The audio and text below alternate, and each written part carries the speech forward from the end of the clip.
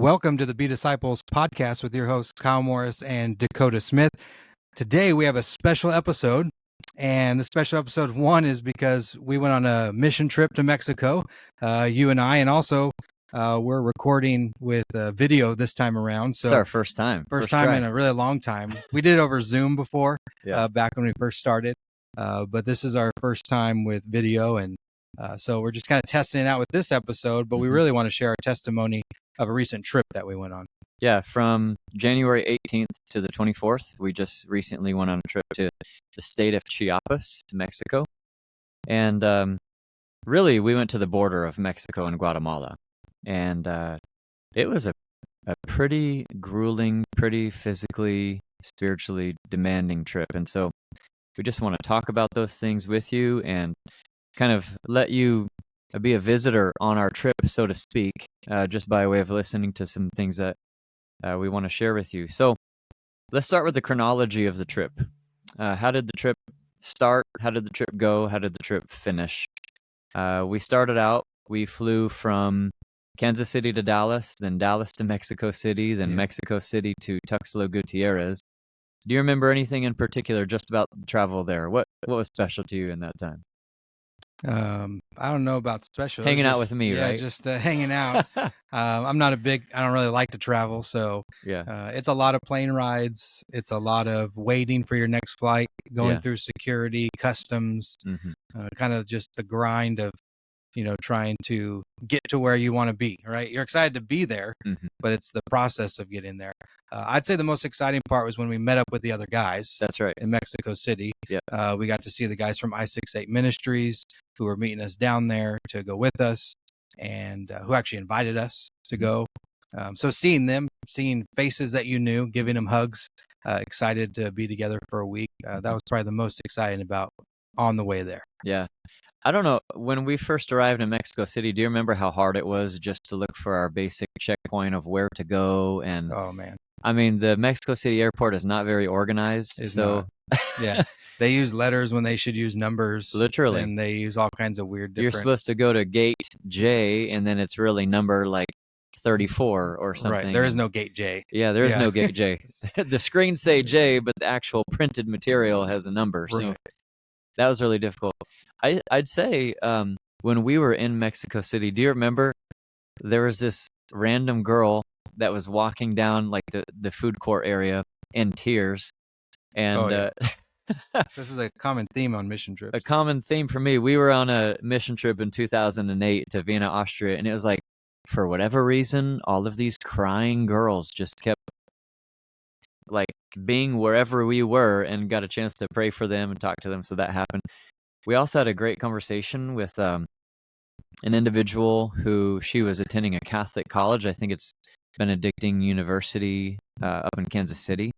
And got to speak to her and challenge her about the nature of salvation. Is it faith alone or is it faith plus works? That was a great time. So God was already working just ministry-wise before we met up with our own team. Yeah, we also met some people from Glorieta. That's right. Camp in Mexico City. Yeah. Camp Glorieta. Camp Glorieta, and in New Mexico. Yep. And so it was kind of, we met people along the way. Plane rides were plane rides. None of them were too long, but mostly the waiting in between that was the hardest. Yeah.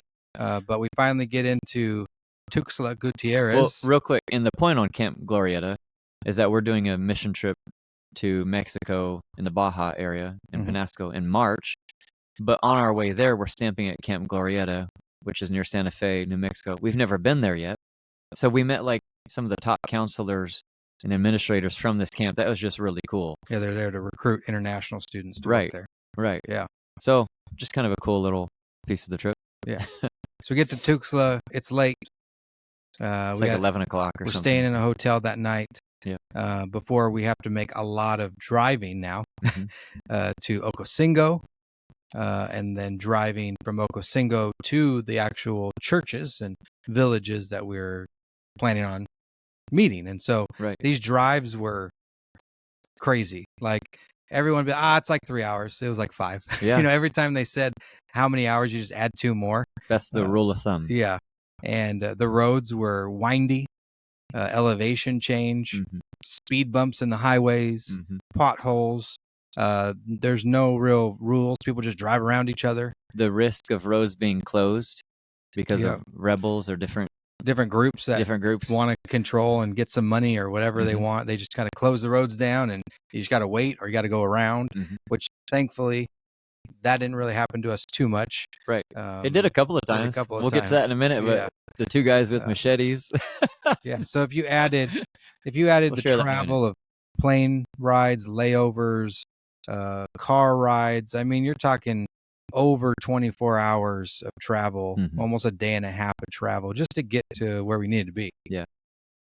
Well, and then we stayed in Tuxtla that first night. Yeah. And it's beautiful. It was a beautiful hotel. We went into this, it's a hotel, but it was a former house with 2 stories, very, should I say Spanish looking, circular railway, a pool in the front, beautiful greenery on the property. I mean, it really looked like a compound, but just done in a very nice hotel-like way. So we were blessed to have a really nice bed, because the rest of the trip after that was going to be super rough. So before we went to the hotel, though, we stopped and got some street tacos. Yeah. Did you enjoy those street tacos, Kyle? I did not enjoy those street tacos. I mean, I didn't even want to go. I was so tired. I was so tired. I was surprised we were stopping to eat because I was like, I just want to go to bed. What are we doing? It's like 12:30. Yeah, and we stopped for street tacos at a random place in a random street, and we ate those street tacos. I thought I was gonna get shot. No. Yeah. It was. You didn't laugh. Maybe you thought that was serious. It was definitely dangerous, but not in that sort of way. Yeah, so that night we ate street tacos, and those street tacos came back to hurt me with a vengeance, to the point where I'm still figuring out and recovering from. So yeah, I got sick day one. That night, slept very poorly, got real nauseous, ended up very sick to the point where I didn't know if I was going to move forward.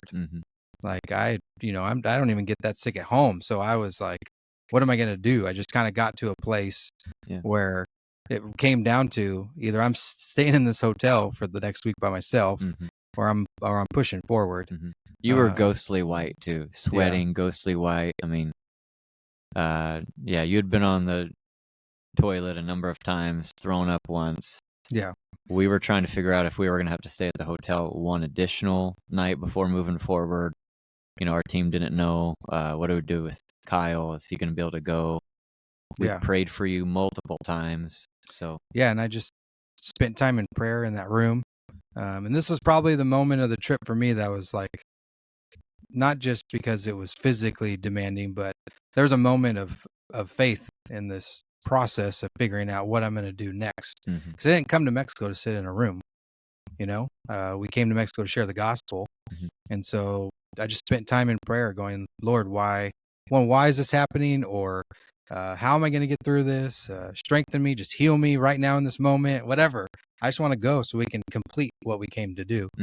I want to be a part of it. And so, during that moment, I finally just got to a place, where the Lord spoke to me and he just said, you need to put your shoes on.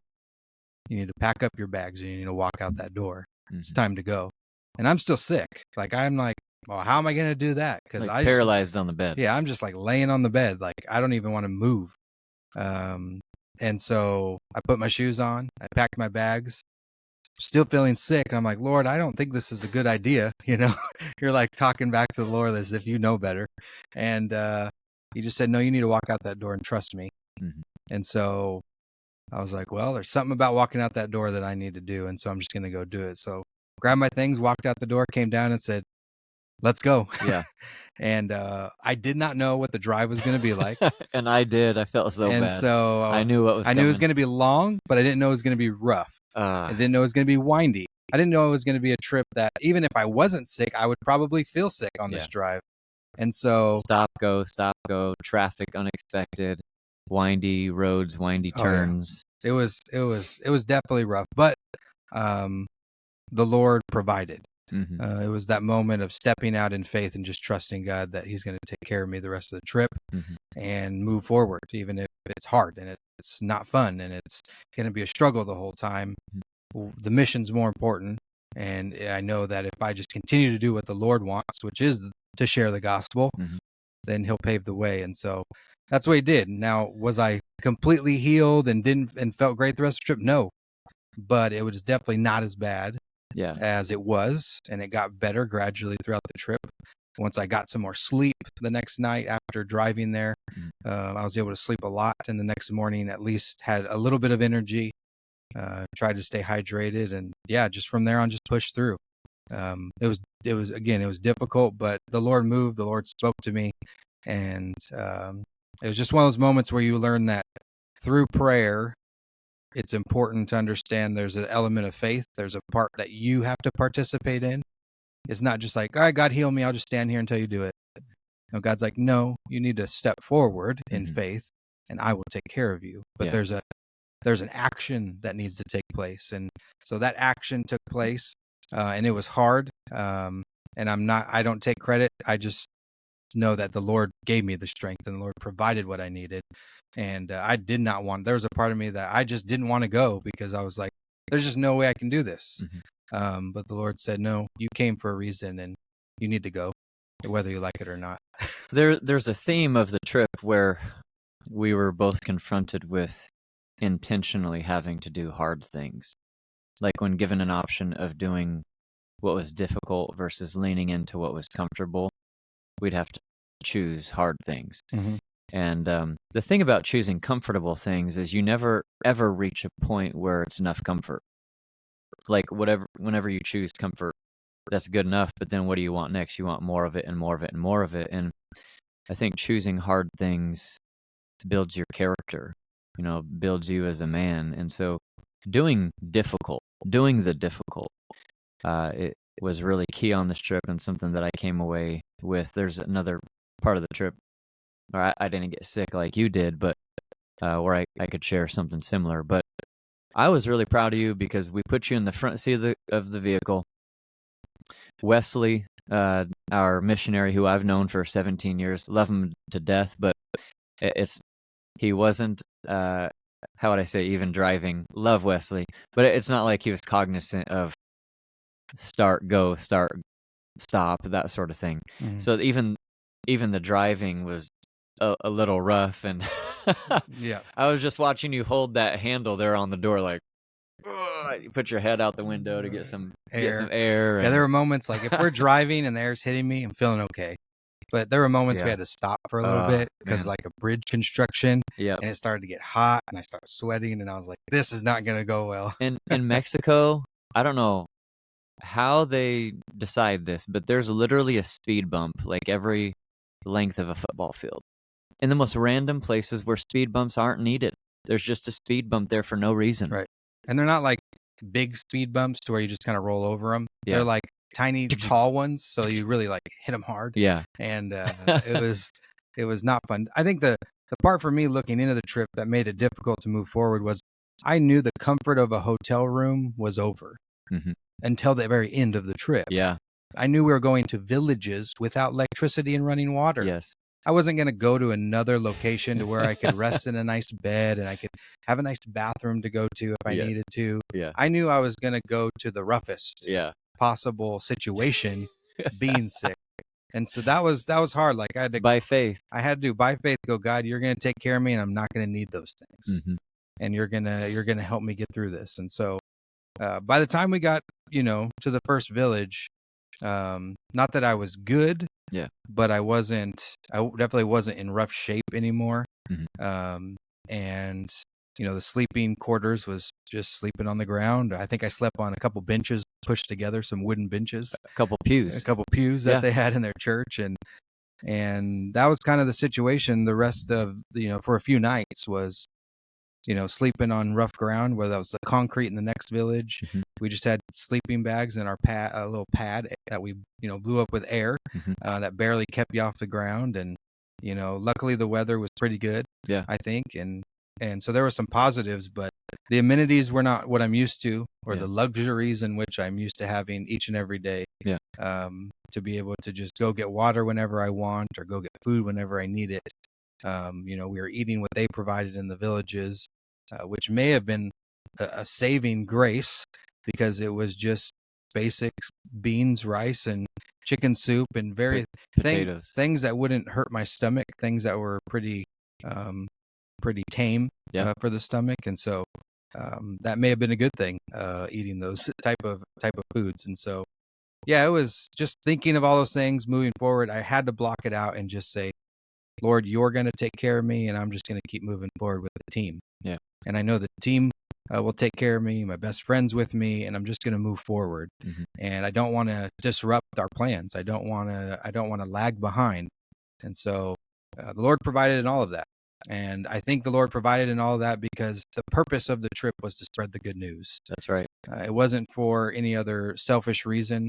I wanted to move forward because I wanted people to hear the gospel. And whenever the gospel is the focus and the foundation of a trip, I think God's going to provide a way to make it happen. Mm-hmm. And so that's his will. That's what we see in Scripture. And so that's what he did.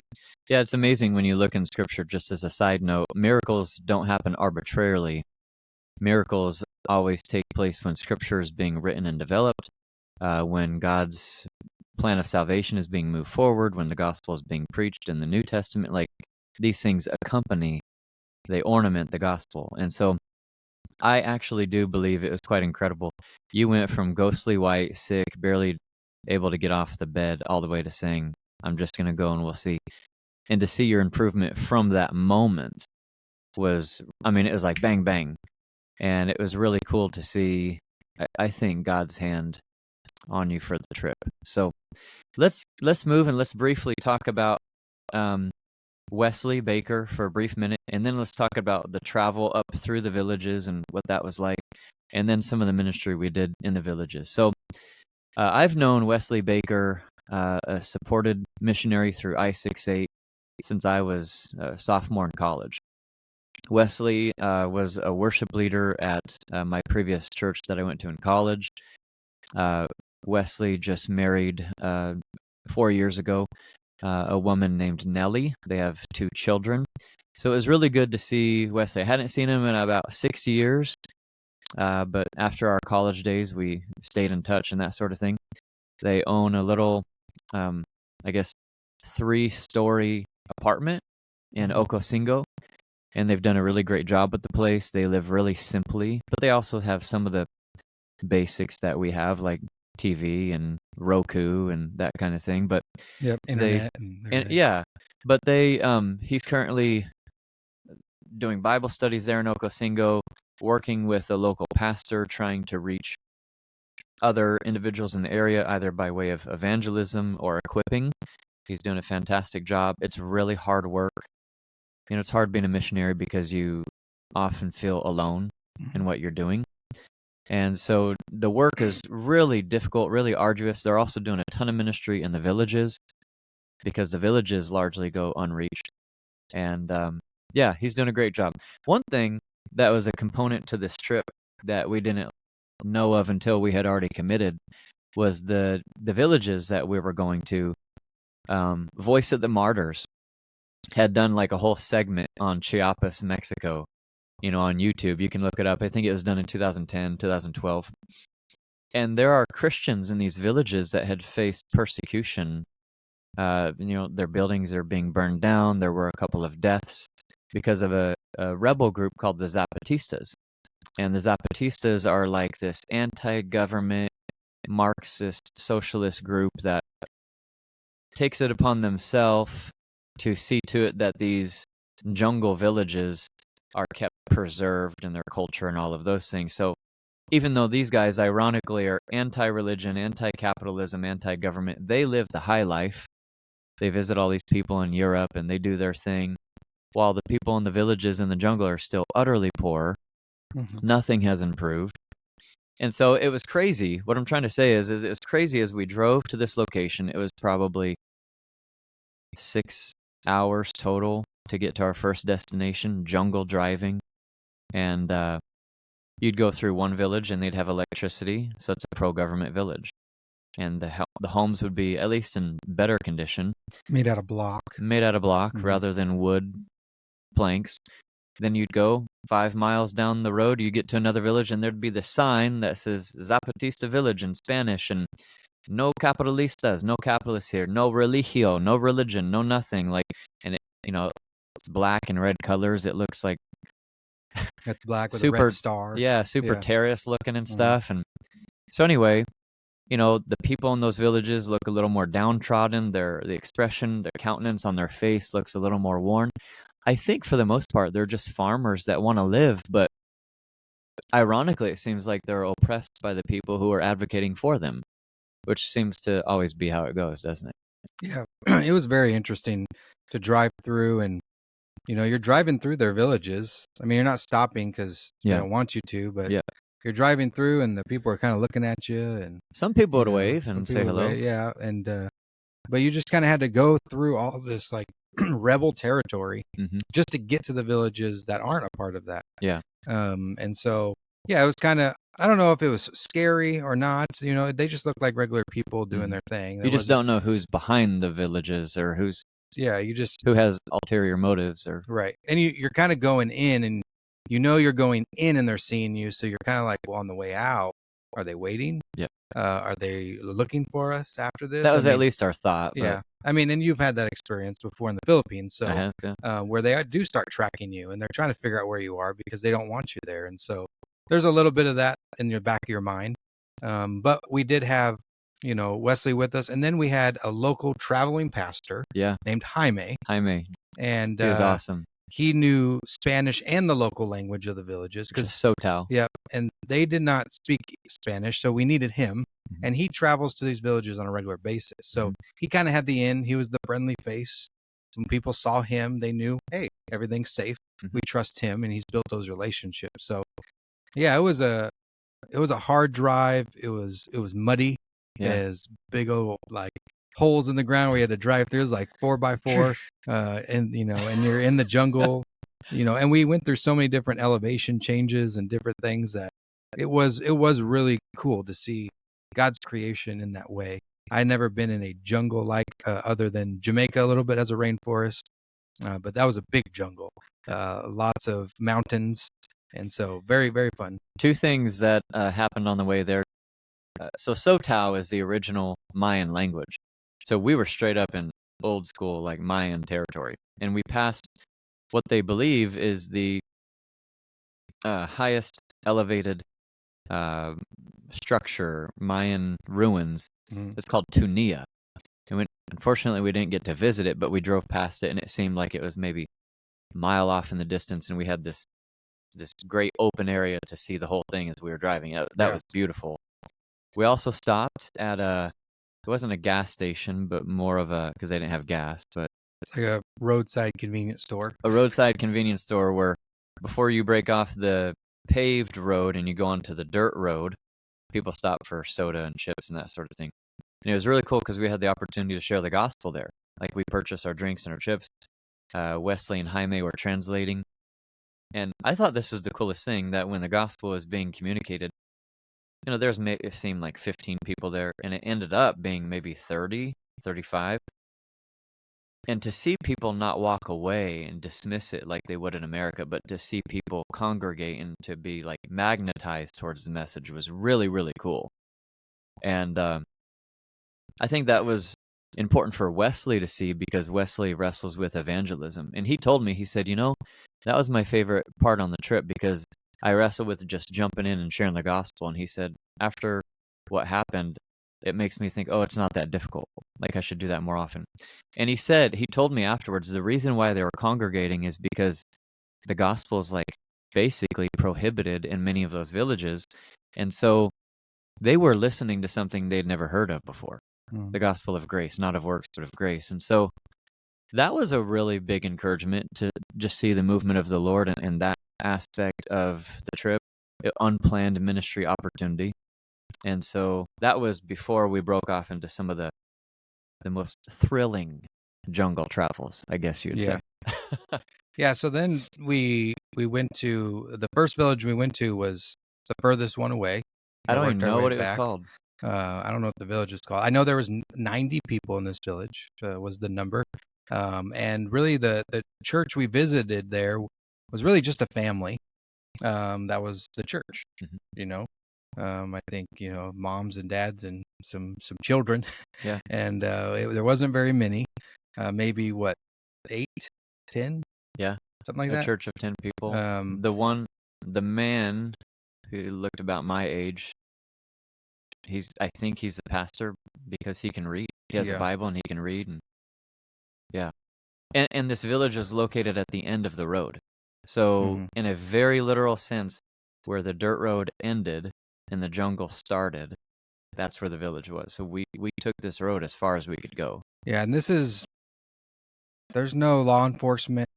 There's no anything. Like, this is a people group that, they govern themselves. Things that happen in that village that they consider against the law, they handle themselves.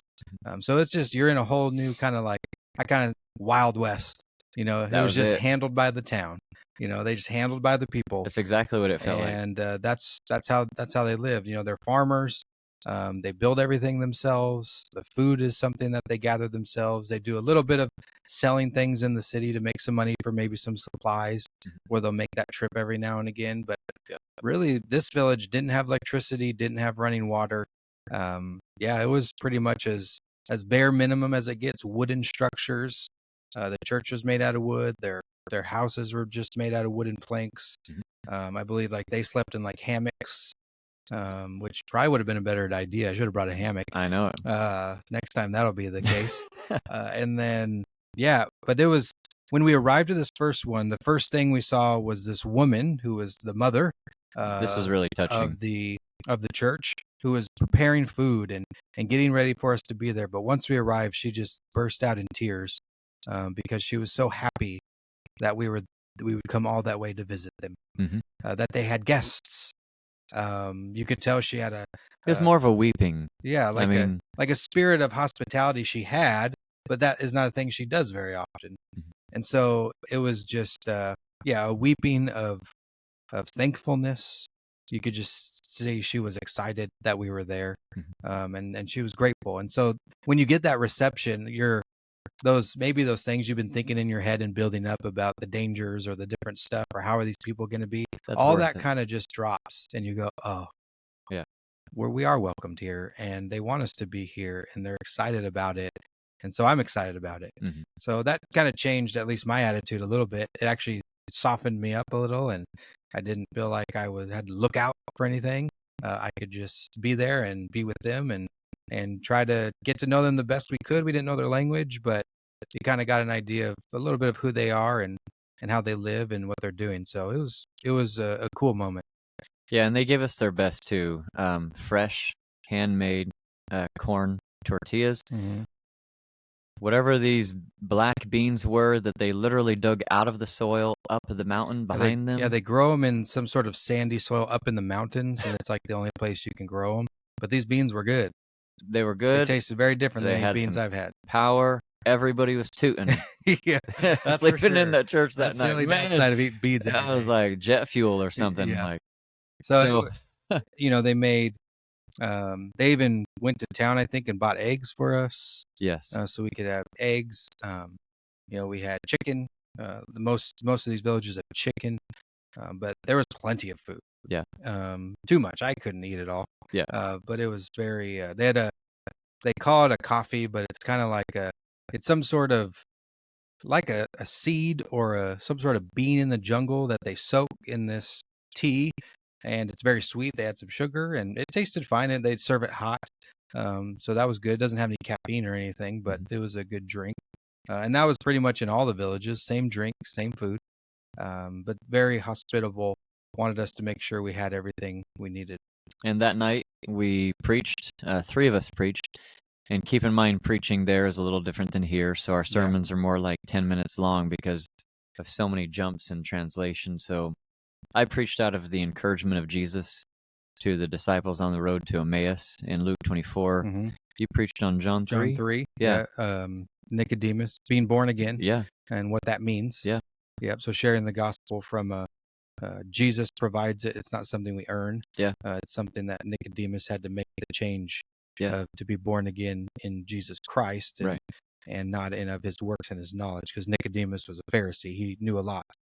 And so the next morning we also did so that first service was at night outside by the fire with our headlamps on, holding our Bibles, preaching to them in the dark. Mm-hmm. That was a little different. Fun. It's like camping. And then the next morning, what this have been? Sunday morning, woke up, did a church service there. We had Danny Valenzuela with us from I-68. He played and led worship, and then we actually did a Q&A with them where they had some theological questions, and we got to speak to them, bring some clarity to some things. This church, I would say, was, and I don't mean this to degrade them, maybe one of the most unreached and unhealthiest. Just, it didn't seem like that strong leadership. There was only one man, it was just really tough. And so we need to pray for God's church right there in that village. I know it's not an unwillingness. No, it's not. By the people. Yeah. It's mostly just an education kind of level.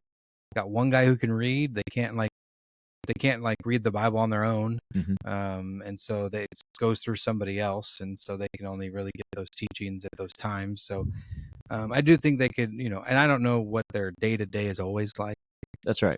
But definitely prioritizing some time in the Word each day, if they could, would be probably very helpful. I just mean it was a little more difficult to do any sort of training there because you're starting from such a different base. Mm-hmm. And so I thought the Q&A was really helpful for them. Just to at least see, you answer the questions you have with the Bible itself in context itself. And that was a good start. So from there, we traveled to the second village called San Francisco.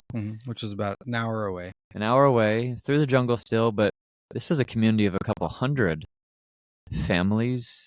Not 100 families, but a couple hundred people, it's council-led, Yep, elders. Elder-led community from the tribe. You had to go through some extreme mountain passes to get there, super steep. We picked up some guys walking to the village on the way, put them in the back of the truck, and rode up with them. And we had some in our vehicle too. Some in the vehicle too. And then we spent about a day and a half there. Got there, and there were kids everywhere. That was really encouraging to see. And then, of course, we were there to encourage the church. So what do you remember about that second location? Yeah, I'll finish with the pastoral training side and the preaching, but what do you remember about that village? Pulling up and seeing all the kids. That was my first impression. Was we pulled up and there was a group of probably 20 to 30 children. It seemed like half the town was children. All these children, and they were lively. I mean, you saw life in this village. It wasn't like, oh, poor village back in the jungle that has nothing. These kids were playing soccer, running around, having a good time, and you could see that it was a little bit different than the first village. Yeah, there was they had life, electricity, electricity. Not much, but they'd been there since I think he said 1995. And they built out of this village. And this village kind of sits in this basin where the jungle walls surround it. Yeah, it's and beautiful. Pictures don't do it justice. It's an amazing setting for a place to live. They definitely seem to be a little bit more, aggressive in their way of life, like in the sense of building buildings. They had brick buildings, concrete floors in some of the buildings, a lot more horses and animals. Again, electricity. They even had Wi-Fi that you could purchase. So government has 3 hours at a time. 3 hours at a time for $1 or something like that. And the government has grants where they put them in. So they seem to be a little bit more advanced in the direction that they're going. And so that was a lot of fun. I played soccer with some of the kids. I know you were chasing some of the little kids around. It was a blast. I felt like I was hanging out with my own kids. I mean, I got a picture of you in the back of the truck, preaching, sharing Bible stories to the kids, and they were all around listening. And I taught them on the subject of marriage, why marriage is important to God. Yeah. There's a couple of kids. They definitely had. I didn't know the exact words they were saying, but some potty mouths. You know? But they would wrestle with you. You would, just wrestle and tickle them and have fun, and they just loved being there and hanging out with you. Yeah. They took us back to their source of water, which is this big cave where they have pipes that go into this cave with this running water where they get the water for their town. And so they let's go back there. So we kind of did a little hike back there. Yep. But it just seemed there was a lot of life in this town. It seemed like it didn't seem depressing or dreary. It seemed like people were excited to live there, excited for their life there. And the church building was full that night of people. So, yeah, I just think from a first impression, it seemed like they cared. Not that the first village didn't, but there seemed to be more advancement in this village than the first. Yeah, they had more opportunity. I did some reading on the village of San Francisco when I arrived home, and apparently a number of them migrated from, like, it was either Colombia or Guatemala from the drug cartels. They escaped, like, basically slavery, came and settled there so that they could practice their faith more openly and whatnot. So that was a blessing to read after the trip. And then I would say, you walk into the church service at night, and man, the music was so loud. Culturally, I was not used to that. Too loud. I mean, the bass, we're not talking like, just a little bit loud. We're talking like, yeah. I mean, I'm like, it hurts you a little bit. Actually, you felt hurts, it in your chest. Yeah. But the church, the women and children sat on one side, and the fathers and their little boys sat on the other side of the aisle. That was really unique to see. We both had an opportunity to preach from Book of Acts, chapter 4. Yes. And I preached on Revelation 1, how the Bible says when Jesus returns, every eye will see him. And the basic point was, it doesn't matter whether you're here or in Ocosingo or in America or China or Africa. When he returns, you will see him. And then we got a chance to encourage the men and to be good husbands and good fathers. We got to pray for the men. I thought it was a really moving service. And they're very, very appreciative. I could just, their body language, the way they responded. And I think the next morning after that, before we left, all those men were outside lined up to say goodbye to us. Yep. And so you could definitely tell there was a sense of encouragement that we were able to bring, and for their families, their marriages, but ultimately, to hear the gospel, to be reminded that the gospel isn't works-based. Salvation isn't works-based, but it's the grace of God. And that's a message we were driving in. Each place we were at was, we want to make sure you know the real gospel. With heavy Catholic influence, there sometimes can be an unhealthy relationship between faith and works there. And so you kind of just want to make sure that you hammer it home, like a healthy, righteous life is lived as a form of saying thank you to Jesus, not as a means to earning salvation with Jesus. Plus, they had a very interesting, I think they struggle with handling conflict well, because some of these villages had, I don't know how many denominations. Yeah, there's churches, like 8 churches there. Very split. Yes. So it seemed like, we disagree on this, so we'll just go start our own church. Yeah. And I don't think that's the way to handle disagreement. So there was definitely, this church was probably one of the largest. Yes. I mean, they had a lot of people. The other churches were smaller, but they were like 4 Church of Christs in one village, because they all had a disagreement on something. So they started their own church. So very just kind of interesting where they weren't able to handle their differences. Yeah, this was technically a Presbyterian church that we went to, but you got to understand Presbyterian in America or whatever it might be, like denominationally speaking, it's they may not even know the great distinctions themselves, but it was more evangelical than the rest. And we did do a little bit of pastoral training with the leadership. Yep. I'd say 5 to 7 guys, and taught them how to interpret narrative genre as they're working through the Bible. So that was really good. The food was fantastic. But yeah, this was a very lively village. So then we come back. We head back to Ocosingo, we went maybe a 4-hour drive all the way back. The Lord actually just told me, get into the back of the truck. Don't ride inside. Get in the back. Ride down the mountain. Because I wanted to choose to do something difficult. Like, I really respected what you did coming up. And Scott and I got in the back of the truck. We picked up a couple of travelers down the mountain on the way. I got totally sunburnt. Yeah. It was actually really rough, really hard on my back. I sat on a cooler in between, like underneath me in the bed of the truck for the whole ride down. But got to see God's creation and I was so sore and exhausted. I smelled like exhaust after. But on the way down, we got stopped maybe 5 times for a toll. Yeah. There are these guys that the government doesn't clean the sides of the roads or doesn't clear the jungle, the overgrowth. Yeah. And so people take it upon themselves to get their machetes and to chop down the grass and the trees along the roads and set up their own tolls, which is putting branches in the road. Some of them with their children manning the branches, stopping traffic and asking for money to get by. And so that's pretty much an unofficial toll for clearing the roads. A little bit of a shakedown, I would say, basically, more than a toll. But well, and they're pro Zapatista or Zapatista themselves. Yeah. And so I think they recognize this as an opportunity to practice capitalism, although we say we don't believe in that. I thought that was really interesting. Yeah, we don't believe in capitalism, but we're going to take advantage of this entrepreneurial opportunity. Yeah. And it's okay if you buy soda and chips from us, but yeah. Yeah. So just some irony. But it was at least 4 times we got stopped, at least, because I remember Wes getting upset. Like, he told the guy on like the 4th one, I already gave you guys money back That's there. right. I'm not giving you more money. Just going to keep driving. Yeah. So it was definitely an interesting experience because you're sitting there going, it's just a stick. And if you just keep going, they have contacts in the next village. Yeah. They'd probably stop you a little more heavily in the next village and threaten you. So that was interesting. We got back to Ocosingo, which is a little, I'd say it's like a city of 50,000 or so where Wes lives. We stopped at Pastor Jaime's house. Yeah. And they served us some fresh pescado, some fresh fish. Oh, yeah. It was so good. And that was one of the most refreshing meals I've had in my whole life.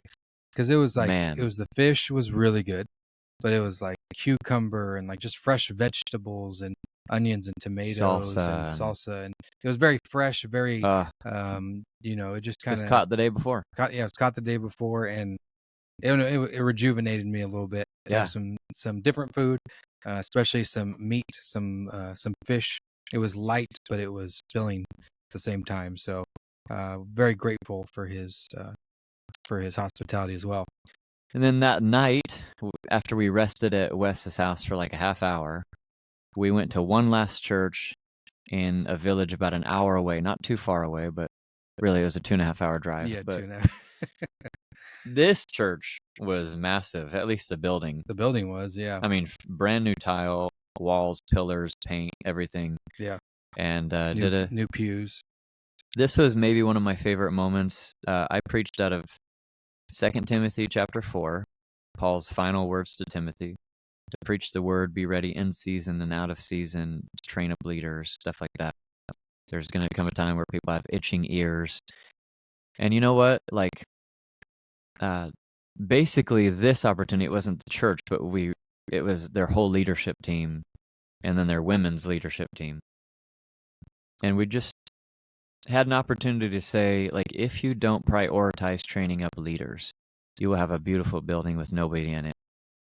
And there was like this boldness that just came over me. One of the leaders was crying as he was hearing this, like realizing we could have a beautiful building, but if we don't pass on the faith, you don't have an ongoing faith here in this location. Yeah. And I they served us dinner afterwards, but that was maybe where I felt the Lord with me the strongest in that sermon. And my prayer is that they would prioritize. We gave examples of what it looks like to invest in new leaders, to not hold it to yourself, but to keep passing it on.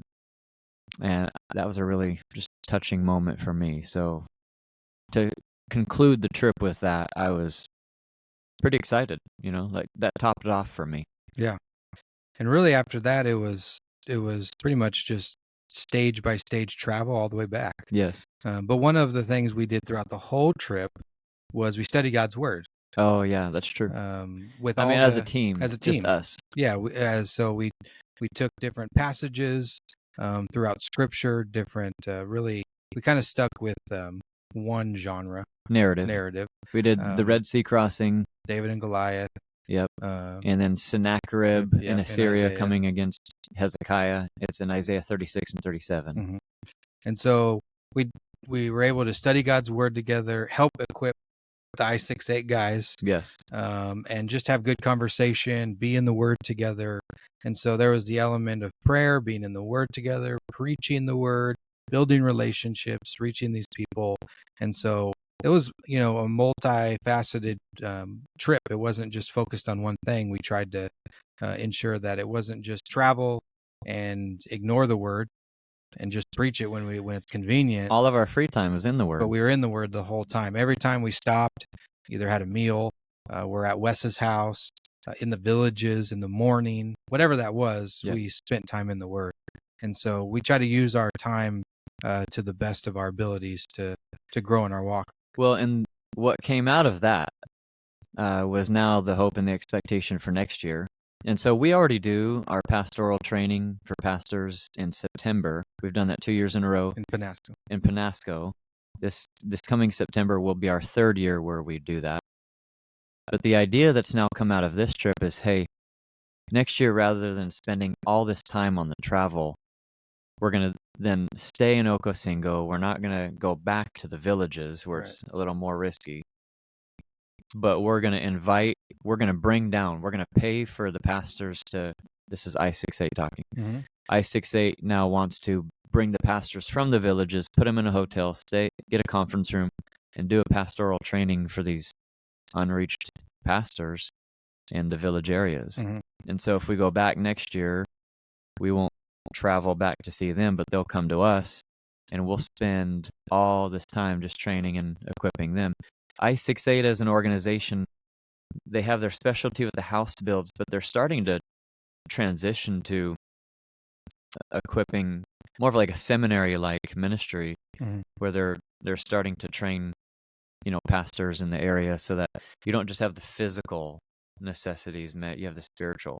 And I really appreciate that about them. So the Lord will bring it to pass, but it was really, talking about it, I'm tired. I'm reminded of how tiring all of that was. Yeah.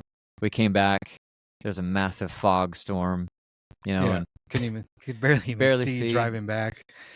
We traveled another 20 hours to get back. Do you remember coming in from Mexico City to Dallas, what the pilot said? Yeah, the pilot was like, hey, we're about to hit some really bad turbulence. Like, when the pilot uses those words, I'm like, really bad. Not just we're going to hit a little rough patch. No, and we know really what really bad turbulence is. Yeah. We were coming from Vienna to Chicago one time, and it was like free falling in the air. Kind of, it was turbulence. It was terrible. Your stomach was in your throat. So when the pilot said that, I was like, oh man. Do you mean like turbulence like I've known it once before, or do you mean like just a little bumpy? Little bumpy. We both prayed. Yep. Never had any turbulence. 0 turbulence. Landing. Smooth plane. Thank you, Jesus. Yeah.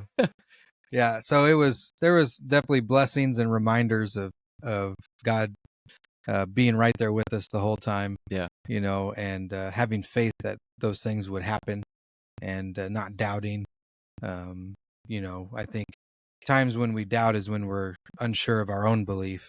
That's right. Not what God can do, but I think when you're in a moment of truly understanding what you believe and being put in that moment of a tough situation, but saying, I'm going to do it anyways, you really start to learn who God is, and what he can do and how he can provide. And sometimes it's not easy. I mean, we see all throughout Scripture, people came to Jesus in whatever circumstance they were in. They put their faith out there. And I said, kind of reminds me of the woman who had been bleeding for years.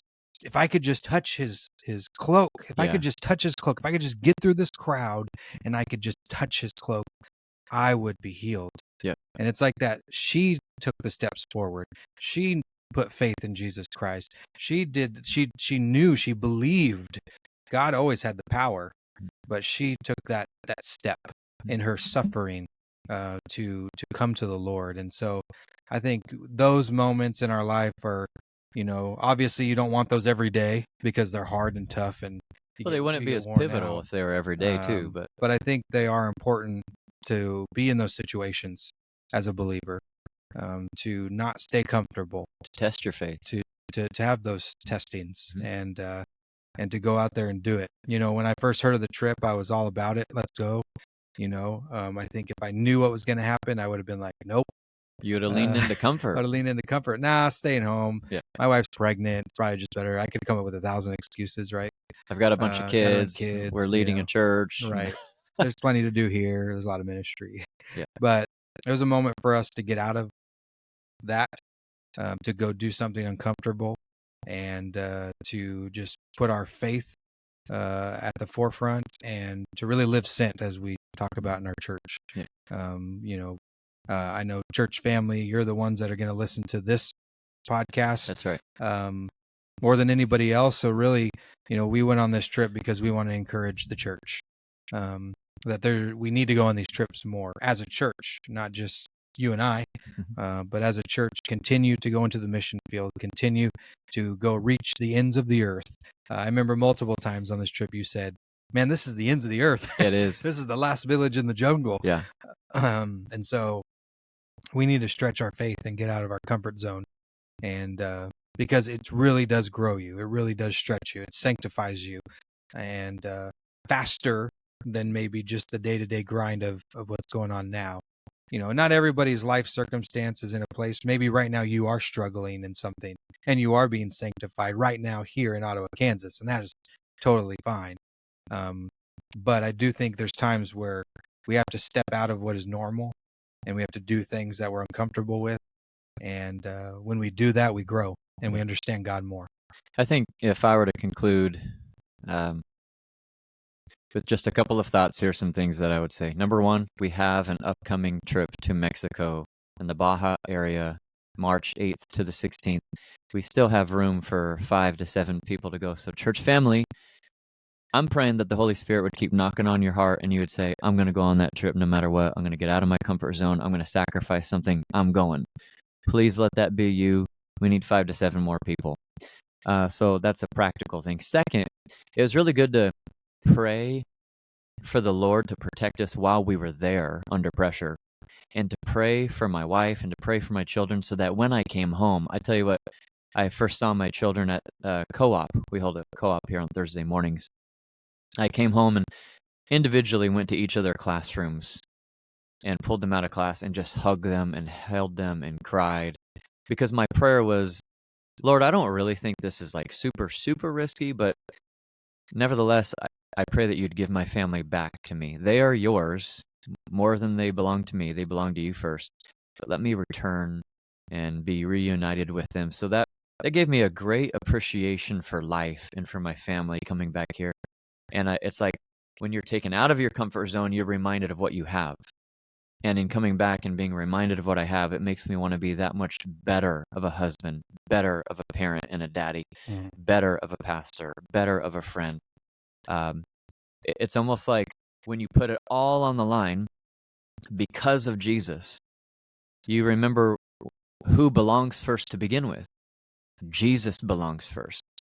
You don't even count your life at all as anything, but put him at the forefront. And so I think these trips remind you that Jesus must be at the forefront. And when you're forced to do that and you have to do that, you come back different. So do that, to our church family. Last this is our church vision, to live sent. John 20:21. Jesus said, just as the Father has sent me, so I now send you, my disciples. The vision of the church. What does vision mean? It's who you want to become. Who do we want to become as a church? We want to become a church that values Jesus so much that we go in the same manner that Jesus went. Incarnationally going, loving people, giving them God's word, being a blessing to them for salvation in some facet. Our people need to get out there and to go, whether it's in Ottawa, around Kansas, around the country, and other countries. We need to be people who get equipped in the pew to leave the pew. Yeah. Thank you all for listening to the Be Disciples podcast. We hope that you enjoyed this episode on our trip to Mexico. And next week, we'll start getting back into the book of Acts. And Pastor David will join us as well. He's actually sitting behind the camera today, listening to us, making a weird face. So he'll be back on. We're excited to get back in the rhythm of doing our podcasts and ministry. Have a blessed week.